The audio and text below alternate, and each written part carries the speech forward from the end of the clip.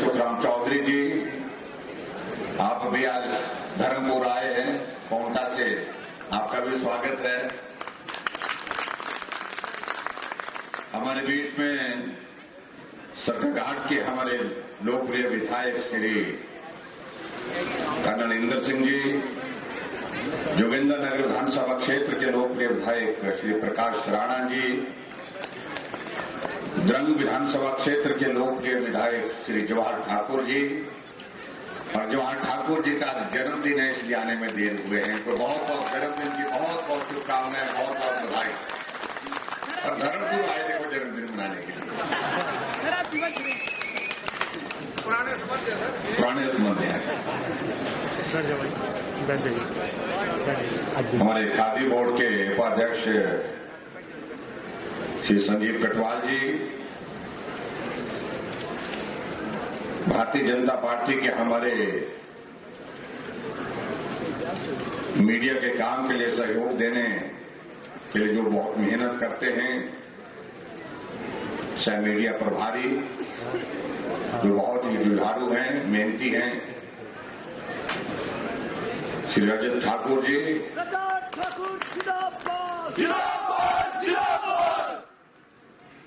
और आपके इसी विधानसभा क्षेत्र से जो महिला मोर्चा की हमारे प्रदेश की महामंत्री हैं, और मैं देख रहा हूं कि महिलाओं की तादाद बहुत बड़ी संख्या में यहां पर आई है।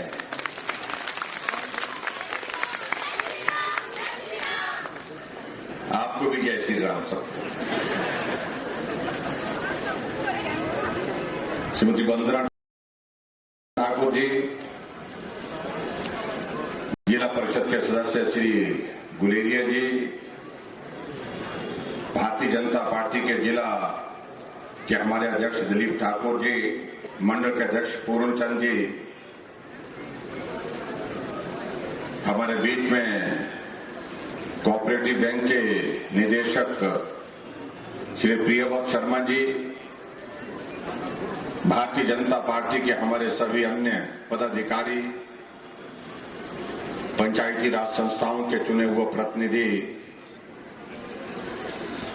डिप्टी कमिश्नर मंडी, इनके साथ सारे विभागों के अधिकारीगण,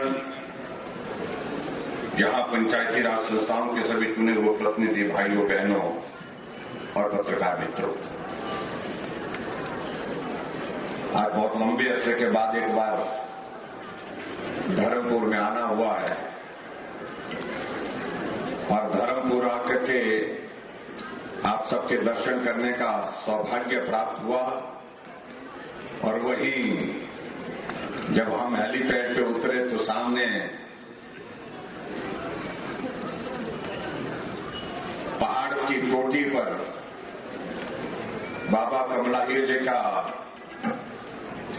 वो पवित्र स्थान भी सामने दिखता है, तो उनका भी आशीर्वाद दूर से दर्शन करने का सौभाग्य प्राप्त हुआ। और खासतौर से यहां पहुंचने पर जो गर्मजोशी के साथ आप लोगों ने, आदरणीय श्री महेंद्र सिंह ठाकुर जी ने, रजत जी ने, वंदना जी ने और सब पार्टी के पदाधिकारियों ने इस कार्यक्रम का आयोजन किया, इसके लिए मैं आप सबका बहुत बहुत धन्यवाद करता हूं।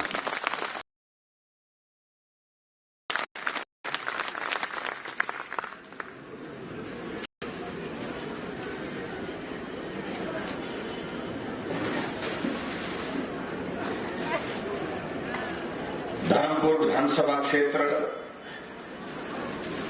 लगातार विकास की राह पर चलते चलते आज एक नए मुकाम पर खड़ा है। ये क्षेत्र एक वक्त ऐसा था जहां आना कठिन, जाना कठिन, और पानी की किल्लत, पानी की बहुत बड़ी समस्या इस क्षेत्र में रहती थी।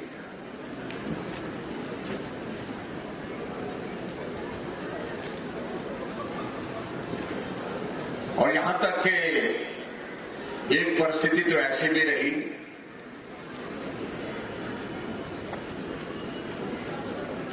जहां किसी कर्मचारी जो कर्मचारी ठीक हिसाब से नहीं चलता था उसको कह दिया जाता था कि इसको धर्मपुर भेजो।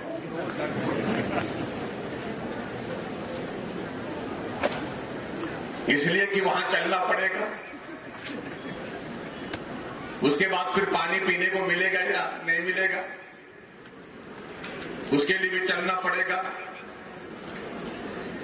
यानी कि इस क्षेत्र की बहुत विकट समस्याएं थी, जिन समस्याओं के समाधान के लिए एक मजबूत नेतृत्व की जरूरत थी। और मैं आप सबको बधाई देता हूं कि जैसे इस क्षेत्र के विकास के लिए एक मजबूत नेतृत्व की आवश्यकता थी, उस कमी को ठाकुर महेंद्र सिंह जी ने पूरा किया। इसके लिए मैं आपको बहुत बहुत बधाई देता हूं।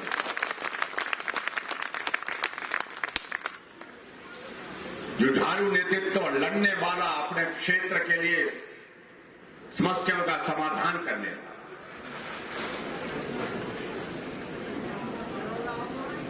और आज भी हम देखते हैं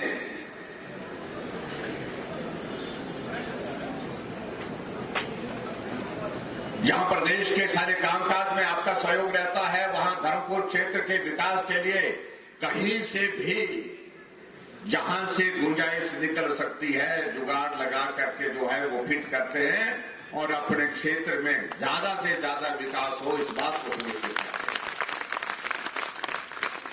और स्वाभाविक रूप से चुने हुए प्रतिनिधि का ये दायित्व है, ये भूमिका है जिस भूमिका को निभाना चाहिए। हमने विधानसभा में 24 साल का हमने कार्यकाल साथ किया है। अगले साल चुनाव तक 25 साल हो जाएंगे।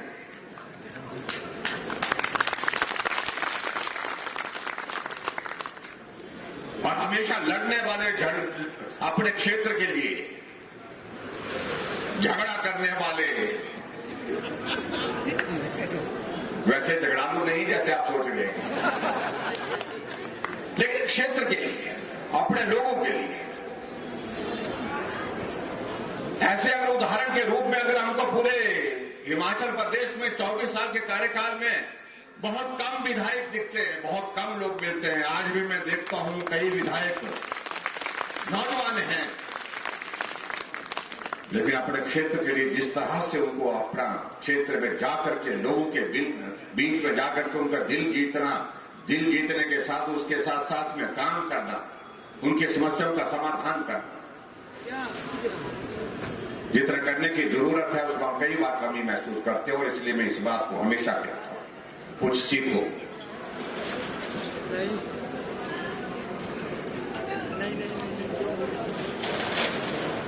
आपके यहां पर तो थोड़ा बहुत अब मैं कह सकता हूं कि अब इस दीवार की तरफ मैं सामने देख रहा हूं, मैं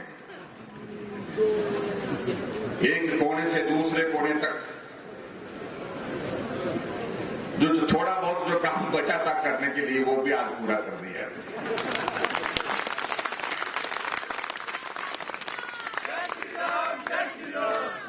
और मैं इस बात को कह सकता हूं कि ये हिमाचल के इतिहास में एक ऐतिहासिक पल है, ऐतिहासिक क्षण है, जहां एक समय में एक बटन के दबाने पर 28 शिलान्यास और उसके अलावा 68 जो है उद्घाटन एक साथ एक जगह एक पल में एक बटन दबाने से हुए। और कुल 96 योजनाएं, 96 कुल 96 योजना एकदम जो है जिनका उद्घाटन और शिलान्यास हुआ। और उनकी अगर हम पैसे की अगर बात कहें तो ज्यादा बेहतर यही होगा कि ना कहें।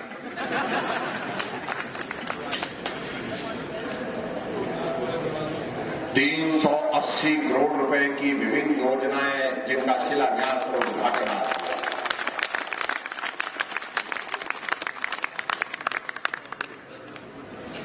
पूरी दीवार खड़ी कर दी, दीवार में जगह नहीं बची, एक कोने से दूसरे कोण पर शिला पट्टिका एक खड़ी है।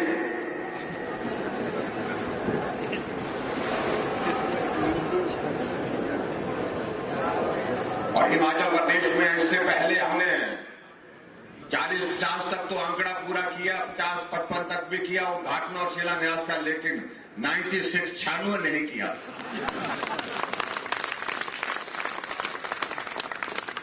और इसके लिए मैं आप सबको बहुत बहुत बधाई और शुभकामनाएं देता हूं और महेंद्र सिंह जी को भी बहुत बहुत बधाई देता हूं।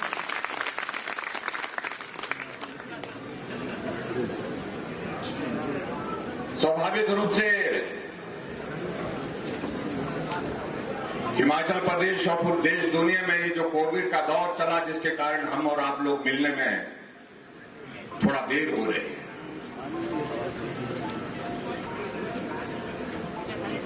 इस कोविड के दौर के कारण जिस प्रकार से हमारे सामने संकट हो गया और ऐसी स्थिति पैदा हो गई कि एक बार तो हम सब लोग इतने चिंतित हो गए थे कि पता नहीं कितने बचेंगे कितने नहीं। एक दहशत का माहौल इस प्रकार का हमने कहीं नहीं देखा।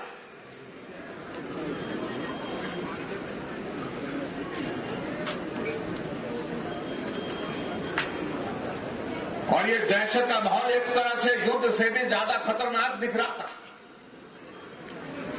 युद्ध में तो हमला करने वाले दिखते हैं, सामने से गोली मारने वाले दिखते हैं और उन पर हम भी गोला दाग सकते हैं, गोली दाग सकते हैं, प्रहार कर सकते हैं। और ये तो ऐसा संकट था, ना दिखता था ना मिलता था, लेकिन उसके बावजूद भी ऐसी परिस्थिति पैदा कर गया जहां पूरी दुनिया में करोड़ों की तादाद में लोग, पूरी लाखों की तादाद में पूरे देश भर में और पूरी दुनिया में संक्रमित हुए। वहां बहुत बड़ी संख्या में लोग इस वायरस के कारण जो है वो मृत्यु के शिकार हुए। और ऐसी परिस्थिति में हमको यही लगा कि उचित होगा, बेहतर होगा कि हम परहेज करें, सावधानी बरतें और सावधानी बरत करके स्वयं अपनी भी रक्षा कर सके, दूसरे को भी बचाने के लिए प्रयास करें। और मैं आप सबका धन्यवाद करना चाहूंगा, खास तौर से यहां पर हमारी मातृशक्ति बैठी है, महिलाओं का मैं विशेष तौर से धन्यवाद करना चाहूंगा। जब ये संकट आया तो हमें कहा गया कि मास्क पहनना पड़ेगा। हम मास्क ढूंढने लगे, बाजार में मास्क नहीं मिले। हमने कहा क्या किया जा सकता है। फिर यही तय हुआ कि कपड़ा लेकर के मास्क बनाए जा सकते हैं। कौन बनाएगा? हमने कहा ये मातृशक्ति कर सकती है, महिला मोर्चा कर सकती है। और महिला मोर्चा के हमारे सभी कार्यकर्ताओं ने हिमाचल प्रदेश में लाखों की तादाद में 52-53 लाख मास्क बना करके जो है घर घर में बांटे। एक प्रयत्न किया कि आदमी के जीवन बचाने के लिए हम भी अपना योगदान दें। और धर्मपुर क्षेत्र ने तो बहुत ज्यादा आगे बढ़कर के इसमें काम किया। और इसलिए यहां पर महेंद्र सिंह जी भी कह रहे थे कि यहां आने में 2 सालों से हमारा आना नहीं हुआ और उसमें 2 सालों की वजह न आने की एक ही बात थी कि हमको कहा गया कि इस वायरस से बचना है और बचाना है, ये जिम्मेवारी आप लोगों की है। और इसको बचाने का रास्ता एक ही था कि हम भीड़ को करने में रोकें। जहां भी हम जाएं तो वहां पर भीड़ हो जाती, तो ऐसी परिस्थिति में लोगों के बीच में आना जाना कम हुआ। लेकिन फिर भी उसके बावजूद आपके इस क्षेत्र के विकास को गति देने के लिए, प्रदेश के विकास को गति देने के लिए जो रास्ता निकल सकता था, उस रास्ते को निकालने की कोशिश की। बहुत सारे विधानसभा क्षेत्र में तो हमने वर्चुअल कार्यक्रम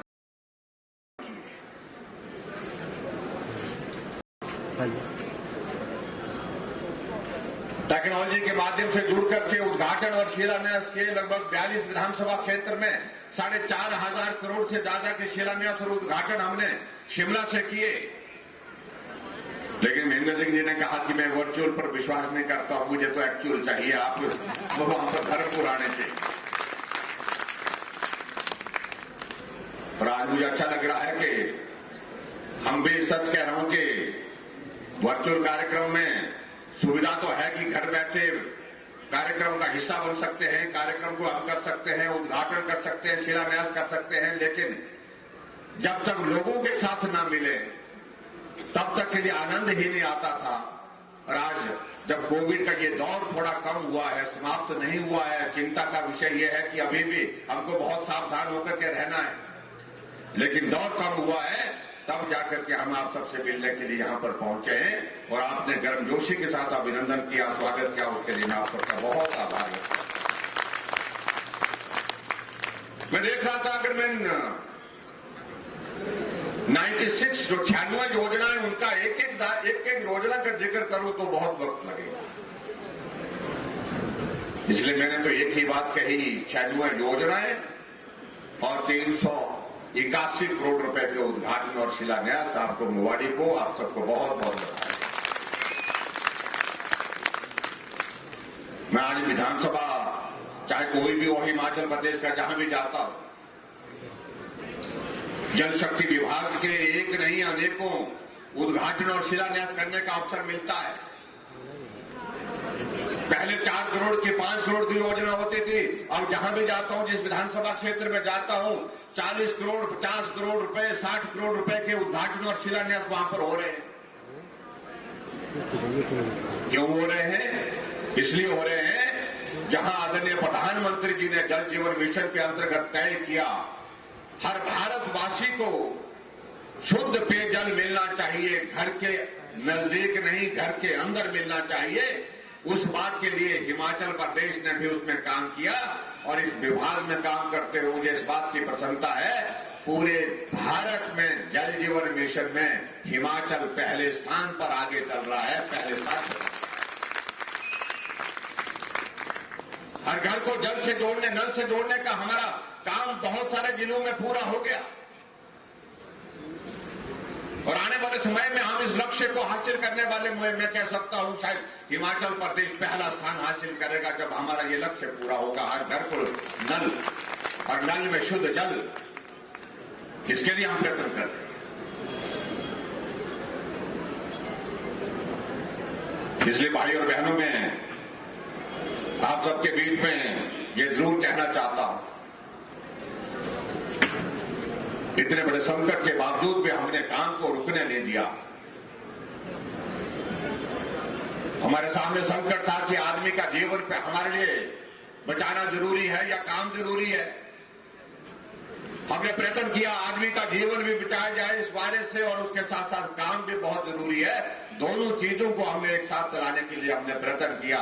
आदरणीय प्रधानमंत्री नरेंद्र भाई मोदी जी ने पूरे देश भर में, जिनने कहा कि पहले कहा जान है तो जहान है, और उसके पश्चात उन्होंने कहा जान भी जहान भी, यानी कि जान को भी बचाना है और उसके साथ साथ में काम भी करना है। ये भी बहुत आवश्यक था।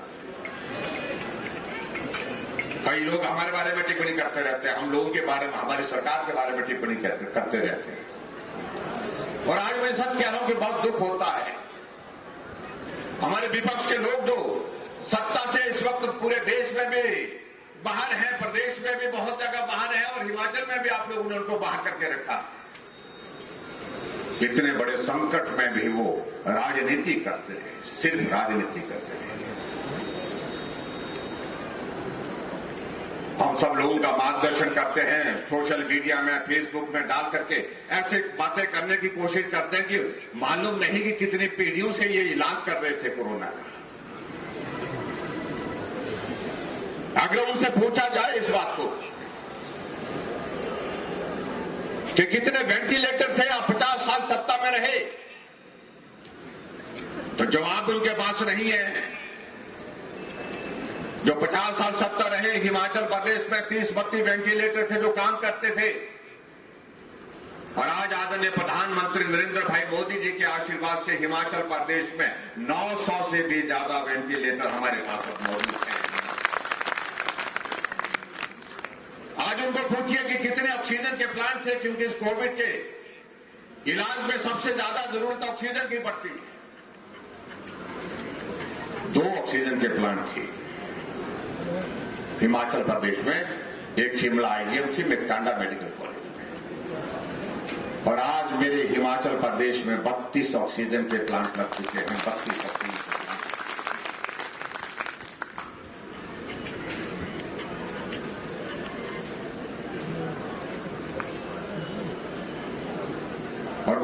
में कई बार दुख होता है इस बात को लेकर के। राजनीतिक पार्टियां सिर्फ सत्ता हासिल के लिए नहीं होनी चाहिए। राजनीतिक पार्टियां समाज के साथ भी अपना दुख दर्द बांटने के लिए, अपना काम करने के लिए सेवा का भाव भी उसमें होना चाहिए। और जो सेवा का भाव अगर है पूरे देश भर में किसी राजनीतिक दल में, मैं इस बात को दावे के साथ कहता हूं वो भारतीय जनता पार्टी में है। पूरे देश भर में उस कोविड के संकट में मदद करने के लिए भारतीय जनता पार्टी का हमारा साथी जो है, सहयोगी जो हमारे कार्यकर्ता अपनी जान को भी खतरे में डाल करके आगे निकल करके काम करने के लिए बढ़ा है। और कांग्रेस के नेता पूरे देश भर में, पूरे प्रदेश भर में यही शोर डालते रहे, ये नहीं हुआ, वो नहीं हुआ। इसलिए मैं उन सारी बातों पर जाना नहीं चाह रहा हूं। भाई और बहनों, आप सबके आशीर्वाद से हिमाचल प्रदेश में हमारी सरकार का 4 साल का कार्यकाल 1 महीने बाद 27 दिसंबर को पूरा होने वाला है। और ये 27 दिसंबर महत्वपूर्ण दिन हमारे लिए, जहां हमारी सरकार भारतीय जनता पार्टी की हिमाचल प्रदेश में 4 साल पहले बनी थी। और हम अगली बार 4 साल के इस कार्यकाल के लिए आदरणीय प्रधानमंत्री जी से निवेदन किए हैं कि आप आइए हमको शुभकामना देने के लिए, क्योंकि हम चुनावी वर्ष में भी प्रवेश कर रहे हैं। आप देवभूमि हिमाचल में आपका अभिनंदन है, स्वागत है। बहुत सारी योजना यहाँ उद्घाटन और शिलान्यास के लिए तैयार हैं, उनका भी शिलान्यास और उद्घाटन आप करें। और उसके साथ साथ देवभूमि हिमाचल प्रदेश को आप भी अपना आशीर्वाद दें, जहां देवी देवताओं का आशीर्वाद हम लोगों के ऊपर है, आपका भी आशीर्वाद बहुत। और मुझे इस बात की प्रसन्नता है कि 4 साल के इस कार्यकाल में 2 साल भले ही संकट में गुजरे, लेकिन उसके बावजूद भी आदरणीय प्रधानमंत्री जी ने लगातार हमको मदद की, लगातार हमको सहयोग दिया। संकट के क्षण में कोई भी बात होती थी, कोविड के तो दिया ही दिया, कोविड के दौरान में हमारी मदद करने के लिए सहारा हमको। और उसके पश्चात जहां थोड़ी भी घटना होती, चाहे बाढ़ आ गई, नुकसान हो गया, उसमें भी प्रधानमंत्री जी हमारे हिमाचल प्रदेश को सदैव सहयोग देते थे। हमारे लिए सौभाग्य की बात है, अटल जी थे, वो हिमाचल को अपना घर मानते थे। हर साल हिमाचल प्रदेश में आकर के कुछ दिन बिताते थे मनाली के अपने घर में। और आज हमारे यशस्वी प्रधानमंत्री नरेंद्र भाई मोदी जी भी आज इसी बात को कहते हैं, हिमाचल आता हूं तो मुझे लगता है कि मैं अपने घर आया हूं। इसलिए कि उन्होंने हिमाचल प्रदेश में बहुत सारा वक्त गुजारा है। हर गांव, यहाँ हिमाचल प्रदेश के बहुत सारे गांव में उनका जाना हुआ है, लोगों से मिलना हुआ है। इसलिए वो हिमाचल के उस रिश्ते को अपनी भावनाओं में व्यक्त करते हुए इस बात का जिक्र करते हैं।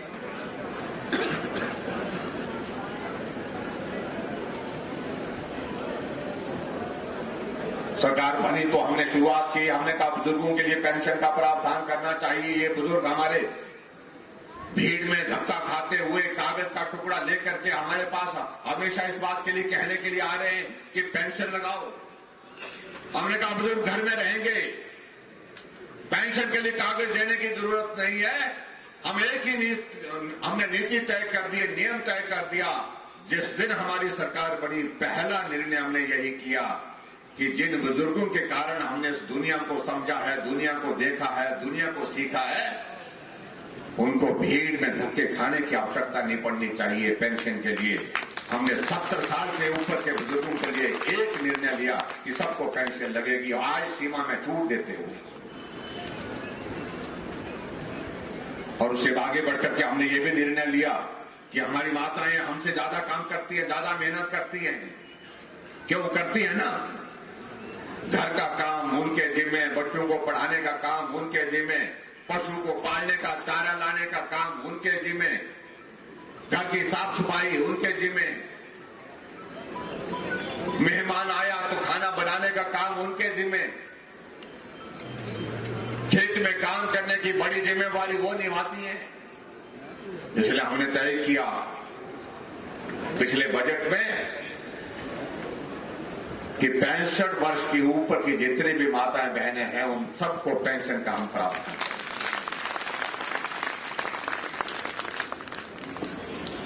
और आज हिमाचल प्रदेश में हम पेंशन जिनको दे रहे हैं, कांग्रेस के जमाने में ये आंकड़ा 3 लाख के करीब था, आज ये आंकड़ा जाकर के 6,10,000 से पार कर चुका है। हमने एक काम करने की कोशिश की अपनी सरकार में, जहां गरीब खड़ा है वहां हम उनके साथ खड़े होंगे। गरीब की मदद, गरीब जहां है वहां हम होंगे, वहां मदद करने के लिए उनके साथ खड़े होंगे। और इसीलिए हमने ये भी तय किया कि गरीब आदमी का इलाज होना चाहिए, मुफ्त में होना चाहिए, सरकार के माध्यम से होना चाहिए। जब अधिकारियों से पूछा, हमने कहा कि इलाज के लिए कोई आदमी अगर बीमार हो जाए, गरीब है, पैसा खर्च नहीं कर सकता है, उसका इलाज करने का वो खर्चा कहां से उठाएगा? अधिकारी कहने लगे कि इस तरह की कोई योजना नहीं है। हमने कहा योजना बनानी चाहिए। जहां आयुष्मान भारत आदरणीय प्रधानमंत्री जी ने पूरे देश के लिए शुरू की, वहां हिमाचल प्रदेश में हमने हिम केयर की शुरुआत की। हमने गरीब आदमी जहां होगा उसके इलाज की जिम्मेवारी हम उठाते हैं। और आज मुझे इस बात की खुशी है, जब से ये योजना हमने चलाई है 2 लाख से ज्यादा लोगों का मुफ्त हम इलाज करके उनको स्वस्थ करके घर भेजने में सफल हुए। आप कल्पना करिए, 50 साल में कांग्रेस पार्टी सत्ता में रही, लेकिन उसके बावजूद उनके पास ये सोचने का विषय नहीं था। गरीब अगर चीख पुकार के बीच में बीमार होकर के दुनिया से चले जाए तो भी परवाह नहीं थी। हमने देखा गरीब लोग अपने इलाज के लिए अपने घर, जमीन को, जायदाद को गिरवी रखने की नौबत तक आ जाती थी कई बार। हमने कहा हमने मदद करनी चाहिए। हमने मदद की है हिमाचल प्रदेश में। जो 50 साल सत्ता में रहे उनको कभी भी वो गरीब आदमी दिखाई नहीं दिया जो पीड़ा के दौर में से गुजर रहा था, जिसका इलाज करना सरकार की जिम्मेवारी होनी चाहिए थी, लेकिन नहीं सोचा। लेकिन आज हमने इस काम को पूरा किया है। उससे आगे बढ़कर के हमने बहुत सारे लोगों को जो ऐसे हैं जो चल नहीं सकते हैं, ऐसी बीमारी लग गई, बीमारी तो पूछ करके नहीं लगती है, लेकिन बीमारी ऐसी है वो जिंदगी भर चलती रहेगी। लाइलाज बीमारी है, कैंसर हो गया, किसी की किडनी फेल हो गई, किसी को ब्रेन हेमरेज हो गया, पैरालिसिस हो गया, किसी के एक्सीडेंट में स्पाइनल कॉर्ड चले गई, उसके कारण वो चल नहीं सकता है, बिस्तर पर पड़ा है, जिंदा है, चल नहीं सकता है, अपना काम खुद नहीं कर सकता है। हमने कहा ऐसे लोगों के इलाज के लिए भी हमको मदद करनी, सेवा करने के लिए मदद करनी चाहिए। हमने मुख्यमंत्री सहारा योजना की शुरुआत की और मुझे इस बात की प्रसन्नता है, ऐसे जितने भी लोग हिमाचल प्रदेश में जो बिस्तर पर पड़े हैं, चल नहीं सकते हैं, अपना काम भी खुद नहीं कर सकते, उनके खाते में हम हर महीने सहारा योजना, मुख्यमंत्री सहारा योजना के अंतर्गत 3,000 रुपए उनके खाते में डाल करके उनकी मदद करें। मैंने कहा कि गरीब जहां है उसकी मदद करने के लिए, और आगे बढ़कर के हमने और काम भी किया इसमें। गांव के लोगों के घर में गैस का चूल्हा नहीं होता था। गांव में कोई कर्मचारी होता था, अधिकारी होता था, कोई पैसे वाला आदमी होता तो उसके घर में गैस का चूल्हा होता था, बाकी जगह बहुत कम होते थे। हमने कहा ये गैस का चूल्हा सिर्फ शहर तक नहीं, ये गैस का चूल्हा संपन्न व्यक्ति के तक नहीं, ये हर घर में पहुंचना चाहिए।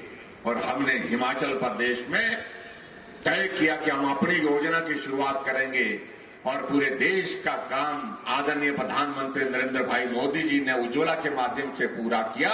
और हिमाचल प्रदेश में हमने इस काम को सहयोग देने के लिए एक नई योजना, गृहिणी सुविधा योजना की शुरुआत की और उसके अंतर्गत हमने 3,22,000 गैस के कनेक्शन घर घर में पहुंचे। और आज मैं कह सकता हूं, दावे के साथ कह सकता हूं, जो परिवार रजिस्टर में रजिस्टर्ड है, कोई परिवार ऐसा नहीं होगा जिस घर में गैस का चूल्हा नहीं है। प्रयत्न किया हमने गरीब लोगों के लिए मदद करने का। और उसी प्रकार से मैं ये भी कहना चाहता हूं, अभी हमने पिछले बजट में हमने एक और योजना शुरू की, जो हमारी गरीब बेटियां हैं, बच्चियां हैं, जिनकी शादी होगी, बीपीएल परिवार से है, किसी भी जाति से संबंधित है। हमने कहा जिस दिन उस बीपीएल परिवार की बेटी की शादी होगी, उसके खाते में हम मदद करेंगे। हमने हिमाचल प्रदेश में शगुन योजना की शुरुआत की। 31,000 रुपए शादी के दिन सरकार की ओर से उसके खाते में डाल करके मदद करने की कोशिश की। तो हमसे पूछते हैं कि क्या किया, कई बार मुझसे पूछते हैं क्या किया जयराम ने, क्या किया महेंद्र सिंह जी ने। महेंद्र सिंह जी के तो सामने ये दीवार दिख रही है, लेकिन हमने हिमाचल प्रदेश में वो काम किया जो दिखाई भले नहीं देता होगा, कम दिखता होगा, लेकिन गरीब आदमी को मदद करने का रास्ता ढूंढा है। ये अंतर है सोच और समझ। बहुत सारी योजनाओं का जिक्र यहां पर हुआ है। मुझसे पहले यहां बात कही गई, पीडब्ल्यू डिपार्टमेंट में उन्होंने कहा कि 2-4 पुल हुआ करते थे धर्मपुर में। आज धर्मपुर में मुझे लगता कि कोई खड्ड बची नहीं होगी जहां पर पुल नहीं होगा। आज भी हम लगभग 7 करोड़ की लागत से एक पुल का उद्घाटन करके यहां पहुंचे। जहां सरका घाट में पानी का बहुत बड़ा संकट रहता था,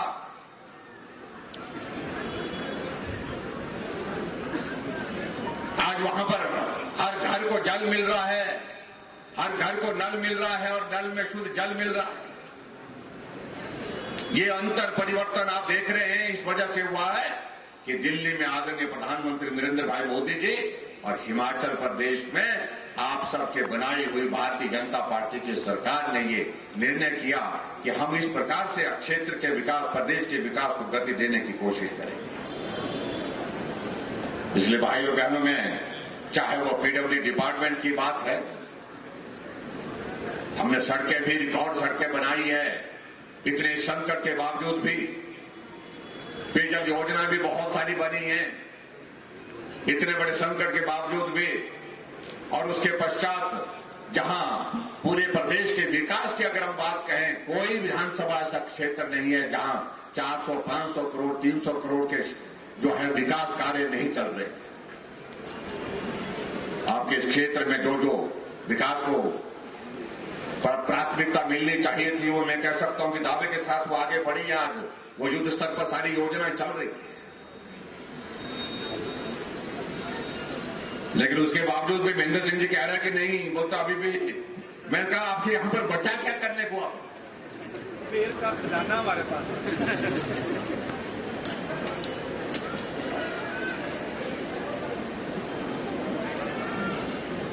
क्योंकि बहुत सारे काम यहां पर जिनकी कल्पना नहीं कर सकते थे, वो काम आपके यहां पर हुए।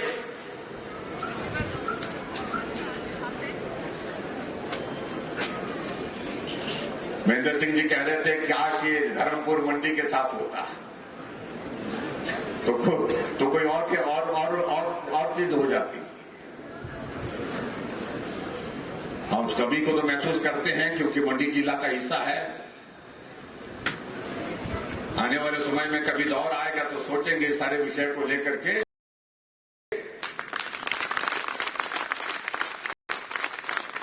लेकिन उसके बावजूद भी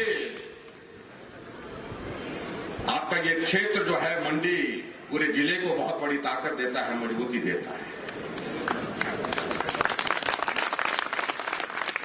और इसलिए मिलकर के चलेंगे, मिलकर के काम करेंगे और मिलकर के हर चुनौती का सामना करेंगे। हमारे कुछ मित्र आजकल बड़े प्रसन्न हुए पड़े,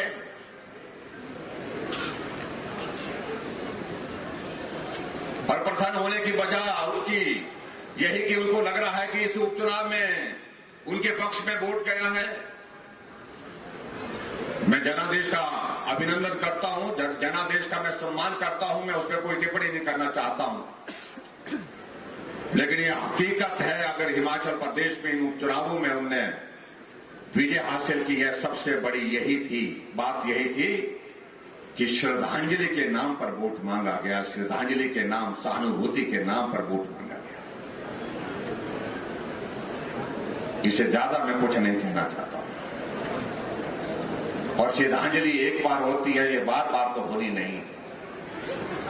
जो दौर हो गया वो हो गया। आने वाले समय में मैदान में हम खड़े मिलेंगे और पूरी ताकत के साथ खड़े मिलेंगे। और वो सपने वो पाल रहे हैं, मैं इस बात को मैं जरूर कहना चाहता हूं, वो सपने साकार नहीं होंगे, वो सपने सपने ही रह जाएंगे।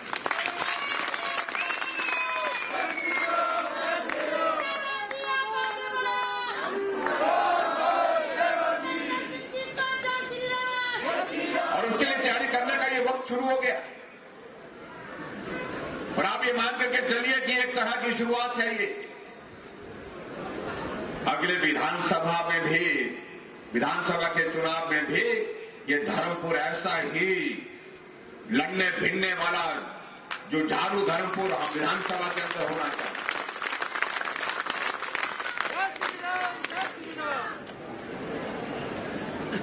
सेना के जवान यहां पर बहुत बड़ी संख्या में हैं, इस क्षेत्र में हैं, सरकाघाट के क्षेत्र में हैं। उन्होंने सेना में अपनी सेवाएं देने के साथ साथ में आज जब सेवानिवृत्त हुए, आज भी समाज के लिए समर्पित होकर के काम करने का भाव उनके मन में है। इसके लिए मैं उनको भी साधुवाद देता हूं, उनको भी बहुत बहुत बधाई देता हूं। आज भारत एक मजबूत तो छवि के साथ आगे कहां पहुंच गया। आज हमारे पड़ोस में जितने भी हैं, पड़ोसी राज्य, पड़ोसी देश की बात कहूं मैं, जो पड़ोसी देश हमारे तरफ आंख उठा करके हिम्मत करते थे, जुर्रत करते थे, मुंबई में हमला हुआ, उस हमले का जवाब जिस तरह से देना चाहिए था उस वक्त सरकार उनकी थी, उनकी ही पार्टी के लोग कहते हैं वो बहुत बड़ी गलती छूटी है, बहुत बड़ी कमी छूटी है। उस हमले में बहुत सारी संख्या में लोग मारे गए, निर्दोष लोग मारे गए। आतंकवादी कहां से आए थे? पाकिस्तान से आए थे। लेकिन जब 2014 का दौर आया, मोदी जी देश के प्रधानमंत्री बने, उड़ी के सेक्टर में एक घटना होती है, 18 हमारे सेना के जवान रात के अंधेरे में कत्ल कर दिए जाते हैं। उनको वहां पर जो गोलियों से भून दिया पाकिस्तान से, पीओके से आकर के उग्रवादियों ने, आतंकवादियों ने।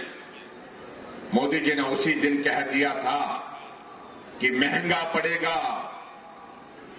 और आखिरकार उसका बदला लेने के लिए प्रधानमंत्री नरेंद्र भाई मोदी जी ने रणनीति तय की, और जहां से वो आतंकवादी हमारी सीमा में आकर के घुसपैठ करके जो है वो सैनिकों को की हत्या करने में जो है वो वहां पर पहुंचे थे, वहां उनके जहां कैंप थे पीओके में, वहां सर्जिकल स्ट्राइक करके वहीं पर उनको धाराशाही करके, वहीं बदला दे करके, वहां उनको तमाम करके हमारे सैनिक वापस सुरक्षित होकर के अपनी देश की सीमा के अंदर आए। ये पहली बार हुआ। पुलवामा में घटना होती है, हमारे 40 से ज्यादा सैनिक शहीद हो जाते हैं, और उस वक्त मोदी जी ने कहा कि बहुत महंगा पड़ेगा। और उसका बदला कैसे लिया? जवाब कैसे दिया? जवाब ऐसे दिया कि भारत की सेना के जवानों ने रात को भारत की धरती से उड़ान भरी, जहां पर ये सारी योजना बनती थी, जहां पर सारा ये तैयारी होती थी भारत के सैनिकों का इस प्रकार से कत्ल किया जाए, उनको मारा जाए, इस प्रकार से योजना जो आतंकवादी बनाते थे उनके ठिकाने पर रात को हमला किया। और हमला करने के बाद कितने मरे कितने नहीं रहे, इस बात का हिसाब का पाकिस्तान पर छोड़ दिया, उन पर छोड़ दिया, लेकिन मुंह तोड़ जवाब दिया। जिस भाषा में उनको जवाब देने की जरूरत थी उस भाषा में दिया। धारा 370 समाप्त होनी चाहिए। हम कहते थे जब जम्मू कश्मीर भारत का हिस्सा बन गया, वहां दो तिरंगे के साथ दूसरा जम्मू कश्मीर का झंडा नहीं होना चाहिए। और आज हमारे लिए खुशी की बात है कि कश्मीर से कन्याकुमारी तक भारत एक तिरंगे झंडे के नीचे है, क्योंकि धारा 370 को समाप्त है। कुछ लोग बोलते थे मोदी जी 10 बार भी अगर प्रधानमंत्री बनेंगे, 10 जन्म भी लेंगे, तब भी धारा 370 समाप्त नहीं होगी। और उनके रहते हुए उनकी आंखों के सामने समाप्त हो गई। राम जन्मभूमि पर मंदिर बनना चाहिए, भव्य मंदिर बनना चाहिए, ये हम सबकी एक भावना थी, श्रद्धा थी। कितनी विचित्र परिस्थिति थी हमारे देश के सामने की कि जहां भगवान रामचंद्र जी ने जन्म लिया, हम वहां पर मंदिर बनाना चाहते हैं और उसकी इजाजत नहीं मिल पा रही थी। लेकिन दौर आया, नरेंद्र भाई मोदी जी देश के प्रधानमंत्री बने और देश के प्रधानमंत्री बनने के बाद आप सब लोगों ने देखा, न्यायालय, उच्चतम न्यायालय से आदेश आया कि राम जन्मभूमि पर जो ऐतिहासिक चीजें मिली है, इतिहास से जुड़ी हुई चीजें मिली है, वहां पर राम मंदिर का बनाना बहुत आवश्यक है, वहां पर राम मंदिर बनना चाहिए। और अभी आपने देखा कुछ वक्त पहले कि प्रधानमंत्री नरेंद्र भाई मोदी जी ने राम जन्मभूमि पर भूमि पूजन के बाद मंदिर के निर्माण कार्य हुआ। आज भव्य मंदिर का निर्माण हुआ और 2024 से पहले मंदिर का निर्माण होकर के तैयार होगा। और जहां विकास की बात है, मैं उन सारी बातों को लेकर के ज्यादा कहना नहीं चाह रहा हूं। जिस गति से दुनिया का सबसे लोकप्रिय प्रधानमंत्री हमारे नरेंद्र भाई मोदी जी, ये हम नहीं कह रहे हैं, अमेरिका की सर्वेक्षण एजेंसी कहती है सबसे मजबूत और सबसे लोकप्रिय प्रधानमंत्री, नेता के रूप में, दुनिया का नेता, विश्व नेता के रूप में। इसलिए भाई और बहनों, में उन सारी बातों पर अब आगे बढ़ करके बात करता रहूंगा तो बहुत लंबा वक्त लग जाएगा। धर्मपुर विधानसभा क्षेत्र में मैं कह रहा था कि विकास करने के लिए हम सब लोग प्रतिबद्ध हैं। स्वाभाविक रूप से हम कोशिश कर रहे हैं, जो काम बच गया है थोड़ा बहुत उसको भी पूरा करना है। और आपको मालूम है कि काम तो जिंदगी भर खत्म नहीं होते हैं, तो इसलिए ये सारी संभावनाएं आने वाले समय में भी बनी रहेंगी। मैं महेंद्र सिंह जी ने जो यहाँ पर कुछ बातों का जिक्र किया है, उनमें से कुछ बातों का जिक्र करके हम उनको पूरा करने की हम कोशिश करेंगे धीरे धीरे, ताकि आपके इस क्षेत्र में विकास को जो गति मिली है उसमें कहीं भी उसकी गति धीमी ना हो, इस बात को सुनिश्चित करेंगे। ये मैं आपके बीच में कहना चाहता हूं। और यहां जो सड़कों के लिए कहा गया, मैं यहां से शुरू करता हूं। थोड़ा 2-4 चीजें जो बताई गई है। एक तो सड़क बनेड़ी से अयोलक, इसके लिए कुछ पैसे के लिए कहा कि इसके लिए थोड़ा पैसा हमको दे दें। अपर बैरी से कोठवा सड़क और तीसरी उसके बाद दारपा पंचायत की विभिन्न सड़कों के लिए, पीसीसी के लिए, और उसके बाद खेड़ी से भू सड़क के लिए, ये कुछ सड़कों का यहाँ पर जिक्र किया गया है। और इन सड़कों पर पैसे की जरूरत है और उन सड़कों के लिए फिलहाल मैं सभी सड़कों के लिए जिनका मैंने जिक्र किया, उन सड़कों के लिए 10-10 लाख रुपए देने की यहाँ पर घोषणा करता हूँ। और ताकि आगे के बाद, उसके बाद अगले बजट के बाद और कमी रहेगी उसको भी पूरा करेंगे। और उसी प्रकार से जो इंटरलॉकिंग टाइल्स का जिक्र किया गया है यहाँ पर धर्मपुर बस स्टैंड में साइड, और उसके साथ साथ में एक इंटरलॉकिंग टाइल के धर्मपुर के, उसके लिए मैं 15 लाख रुपए देने की यहाँ पर घोषणा करता हूँ। और उसके बाद renovation of RM office building, उसके लिए भी उन्होंने पैसा मांगा है और उसके लिए भी मैं रेनोवेशन के लिए, क्योंकि भवन पुराना होगा शायद मेकर में, उसमें ये सामने है, अच्छा ये सामने है, तो उसके लिए भी 10 लाख रुपए देने की भी यहाँ पर घोषणा करता हूँ, ताकि इस काम को देर में आगे बढ़ाते हुए पूरा कर सके। एक और बात कही है कि वरिष्ठ माध्यमिक पाठशाला कोठवा और वरिष्ठ माध्यमिक पाठशाला तनेड़, तो यहां पर कहा कि साइंस की क्लासेस शुरू करने की बात कही गई है। तो मैं दोनों स्कूलों में साइंस की क्लासेस जो है वो शुरू करने की भी यहां पर विधिवत घोषणा करता हूं। और एक बात, ये वोल्वो बस यहां पर धर्मपुर से दिल्ली, इसके लिए कहा गया है और वोल्वो के लिए किराया ज्यादा लगता है, इसको धर्मपुर वालों के पास पैसा है। तो मैं आपके बीच में ये कहना चाहता हूं, क्योंकि आज लोग सुविधा चाहते हैं और सुविधा मिलती है तो पैसे खर्चने में भी कोई ज्यादा दिक्कत नहीं। बस का किराया थोड़ा ही ज्यादा होगा, ज्यादा भी नहीं होगा, लेकिन थोड़ा ज्यादा होता है आम बसों से। और उसके लिए भी मैं यहां आपके बीच में ये घोषणा करता हूं कि वोल्वो बस धर्मपुर से दिल्ली के लिए हम शुरू करेंगे और निश्चित रूप से शुरू करेंगे। एक बार जयराम जी, और एक बात और यहां पर आपके बीच में कही गई है, धर्मपुर में लेबर ऑफिस कम एम्प्लॉयमेंट एक्सचेंज दोनों का इन्होंने जिक्र किया है और मैंने सोचा कि शायद धर्मपुर में खुल गया होगा ये, तो ये धर्मपुर में खोलने की भी मैं दोनों ये जो चीजें बताई गई है इसको कंबाइन करेंगे। लेबर ऑफिस कम एम्प्लॉयमेंट एक्सचेंज जो यहाँ पर धर्मपुर में खोलने की बात जो कही गई है इसको भी हम पूरा करेंगे। और उसके अलावा कहा गया कि हेलीपैड भी चाहिए, और हेलीपैड पहले सड़क की समस्या थी, अब तो हेलीपैड मांग रहे सकेगा धर्मपुर वाले। स्वाभाविक रूप से आने वाले समय में इस चीज की जरूरत रहेगी। और जिस तरह से हम आगे बढ़ते जा रहे हैं पर्यटन की दृष्टि से, और उसके साथ साथ में कोई इमरजेंसी में भी इन हेलीपैड का इस्तेमाल हो। कई लोग हमारे पर कई तरह की बातें कहते रहते हैं, मेरे को बोलते हैं कि हेलीकॉप्टर में घूमता, मैंने कहा तुमने घूमना तो तुम भी आ जाओ मेरे साथ, बस के किराए पर ले चलेंगे उनको। कमाल है, मैं समझ में नहीं आता मेरे को। हिमाचल प्रदेश सरकार के पास 1993 के बाद लगातार हेलीकॉप्टर है, और वो तो हेलीकॉप्टर में शिमला से दिल्ली, दिल्ली से शिमला, शिमला से दिल्ली जाते थे, क्योंकि पेशियां मुक्त नहीं होती थी, ज्यादातर समय उनके वकील ही जाते थे।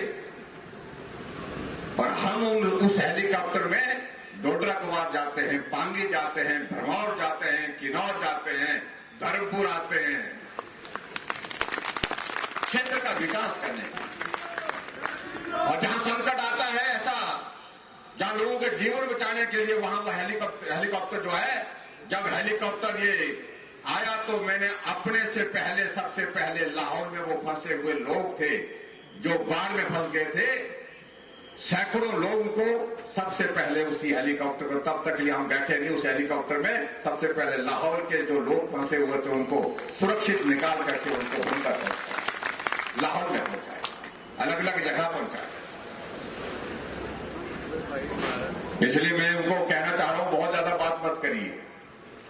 मुझे तो बड़ी विचित्र सी बात लगी, कल मैं चौपाल गया। चौपाल भी बहुत पिछड़ा हुआ इलाका है हिमाचल प्रदेश का, और मालूम पड़ा कि मुझसे 1 घंटा पहले वहां पर कांग्रेस पार्टी के एक नेता, वहां के स्थानीय नेता हैं, वो हेलीकॉप्टर में आए। मैंने कहा ये हेलीकॉप्टर में वो कैसे आते हैं? वो हमेशा होते हेलीकॉप्टर में ही आते हैं। मैं क्या करते क्या तो पता नहीं करते क्या है, किसी को पता नहीं है, लेकिन हेलीकॉप्टर में आते हैं, हेलीकॉप्टर में जाते हैं। तो इन सारी बातों को कभी खुलासा करेंगे, थोड़े दिनों बाद करेंगे, जो वक्त आएगा। इसके बाद मैं आगे जरूर कहना चाहता हूं, जो हेलीपैड की जो बात कही है, ये दोनों जगह कुछ जुगाड़ करेंगे, तो और जुगाड़ करके जो हेलीकॉप्टर वहां पर पहुंचे, वहां पर लैंड करें, ये बहुत आवश्यक है संधोल और तनिहार में। और इसी प्रकार से एक बात और कहेगी, सीएससी जो मंडप को जो है उसको 50 बेडेड हॉस्पिटल बनाने की बात कही गई है, और इसको भी मैं स्वीकार करता हूं, क्योंकि वो भवन उस तरह से बना है, वहां पर बेड कैपेसिटी भी बढ़ानी है, इसलिए बहुत ज्यादा उसमें दिक्कत नहीं है। और इसके अलावा एक और बताया गया है, एक पशु औषधालय जो शिव में है, और आज मुझे इस बात की खुशी है कि एक बहुत पुण्य का कार्य हमारे हाथों से हुआ, जो यहां पर गौ सदन की शुरुआत की, उसके लिए मैं आप सबको बहुत बहुत बधाई देता हूं। अभी तो शुरुआत है, मेरा आप सबसे भी विनम्र निवेदन है कि ये बहुत ही पुण्य का कार्य है, इसमें अपना सहयोग करें, इसमें अपनी मदद करें। अभी तो थोड़ी गाय के लिए, पशुओं के लिए हमारे यहां पर व्यवस्था है, इसको और बढ़ाने की हम कोशिश करेंगे। कि जितने भी ऐसे पशु जो सड़कों पर छोड़ दिए गए हैं, जो हमारा पशुधन है, जो गौवंश है विशेष तौर से, उनको ऐसी जगह रखें, या तो घर में लोग रखें या तो गौ सदन में या गौ सेंचुरी में उनको रखने का स्थान हम सुनिश्चित करने की कोशिश कर रहे हैं। और उस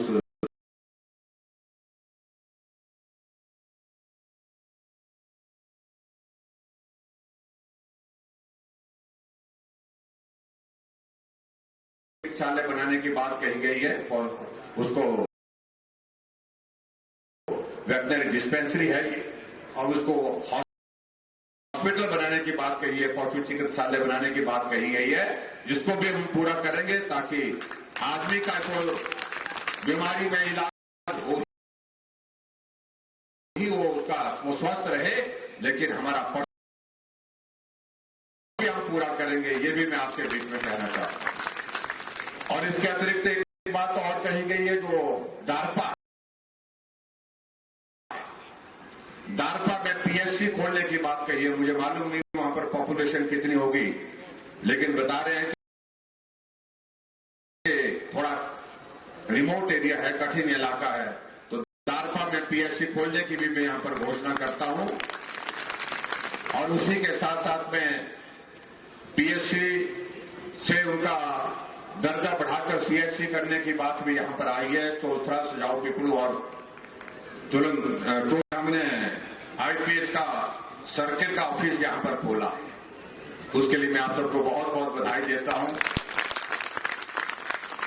और वो भी हमने ऐसे में लिया है कि बोलते मैं आप एक डिवीजन में आपको दूंगा, तो सर